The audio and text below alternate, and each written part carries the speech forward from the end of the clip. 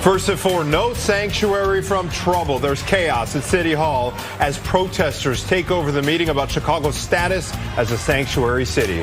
Black folks in Chicago realize that sanctuary cities are no sanctuary for them.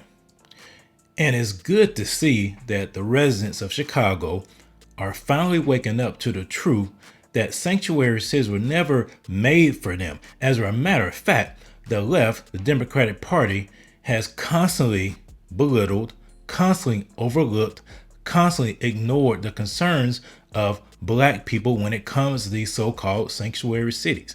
And so what we're going to do today is really have a deep dive into the difference between a liberal sanctuary city and the biblical cities of refuge that are talked about in Numbers.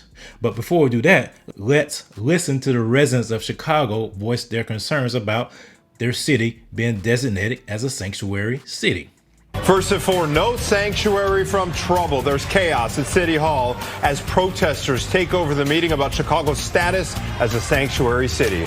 Good afternoon. I'm Anthony Ponce. And I'm Natalie Bomke. It is the big story of the day. Explosive outbursts shutting down a council meeting. Tempers are still flaring as we speak this afternoon. Dane Placco was in the chambers a little earlier, joins us now with the latest on this ongoing debate. Dane. Yeah, guys, this was reminiscent of the council wars back in the 1980s. Hundreds of loud and angry protesters filling the city council gallery, forcing aldermen to pull the plug on a public meeting.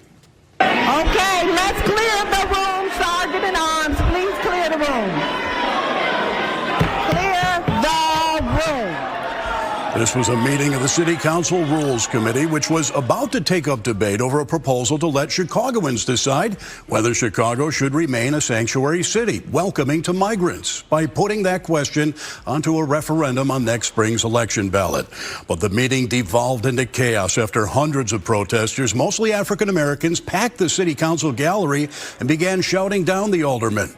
They're angry after a special City Council meeting on the migrant question was canceled last week when Mayor Brandon Johnson's floor leader, Alderman Carlos Ramirez Rosa, tried to prevent a quorum by discouraging aldermen from entering the chamber, including a confrontation with longtime Alderwoman Emma Mitz.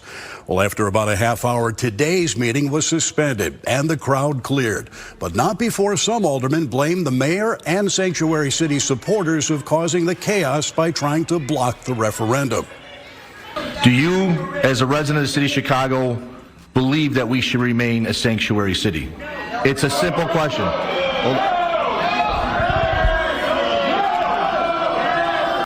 That's why you're seeing the chaos in this city, because you're trying to silence a voice of certain people that just want to be heard.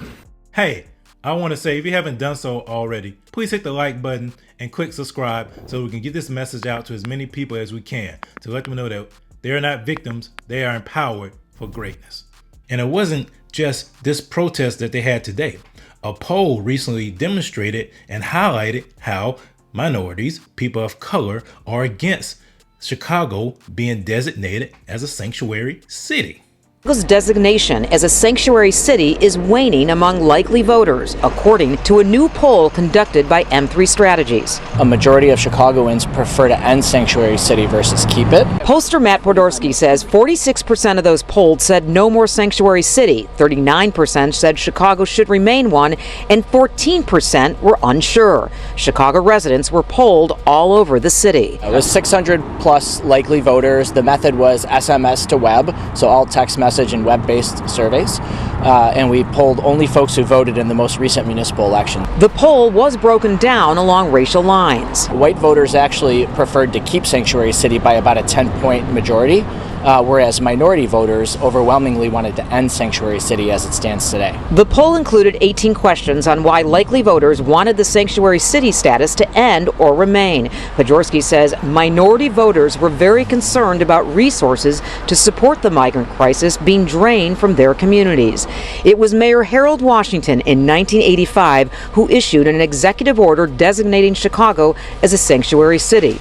It was meant to prohibit city employees, including police, police from enforcing federal immigration laws. If people are victims of crime, we want them to know that they can call the police, report it, and work with the police, and not fear that themselves or a loved one will therefore end up in the hands of ICE. Alderman Carlos Ramirez-Rosa says people against a sanctuary city must remember its original purpose. As for minority voters, including Latinos, Ramirez-Rosa says the poll should have asked the questions differently. We should poll people accurately, and the question should be, should no one in the city of Chicago be afraid to call 911? And it's so important that we understand the difference between a sanctuary city and the cities of refuge that are referenced in the Bible. So let's start with what a sanctuary city is. As you heard in that previous clip, a sanctuary city was originally created by liberal mayors that prevented ICE from deporting people that came here illegally. So people who broke our laws entered into these cities, and instead of these mayors abiding by the law, abiding by the rule of law, they decided to create executive orders designating their cities as sanctuary cities. In other words, sheltering these people who have broke the law, sheltering people who have come here illegally, sheltering people who came here willingly, sheltering criminals. That is the nexus of what a sanctuary city is, because what the city does, the city protects those individuals from ICE, from being deported. And so over the years, now it has morphed to now the sanctuary cities are now shelters, now protective enclaves for all illegal immigrants, just like the ones that are coming here now over the border, coming here now illegally from Venezuela and everybody else. That's why cities like Chicago are overrun, because they've been sanctuary cities for so long to where now their infrastructure can no longer handle it. Now resources are being taken from the citizens of those cities, primarily black and brown folks who are impacted by the migrants, by the illegals who are coming over here, taking away opportunity, taking away resources from them. And so now they're voicing their opinion.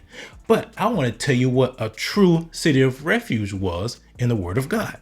So when you go to Numbers chapter 35, verse 9, this is the Lord, this is Jehovah giving instructions to the children of Israel in terms of their cities of refuge.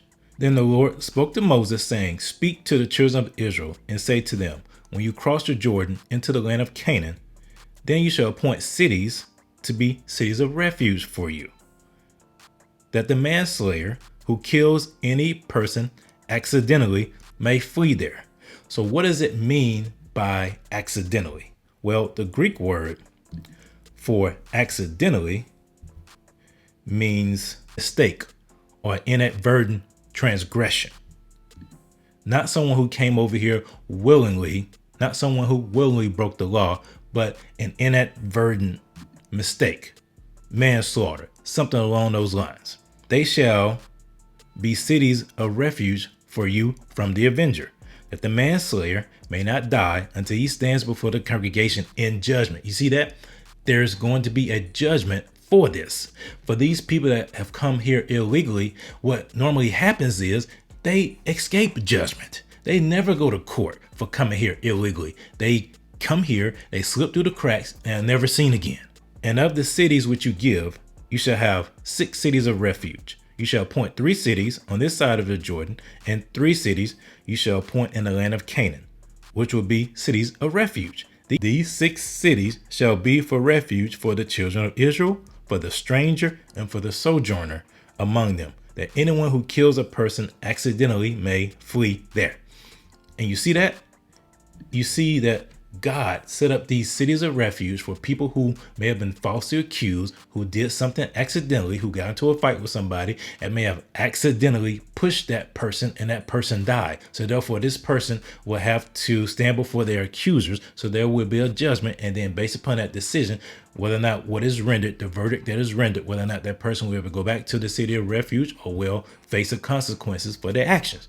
But you have to understand, in the Word of God, God did this to make sure that the person that was accused of a crime had a fair trial.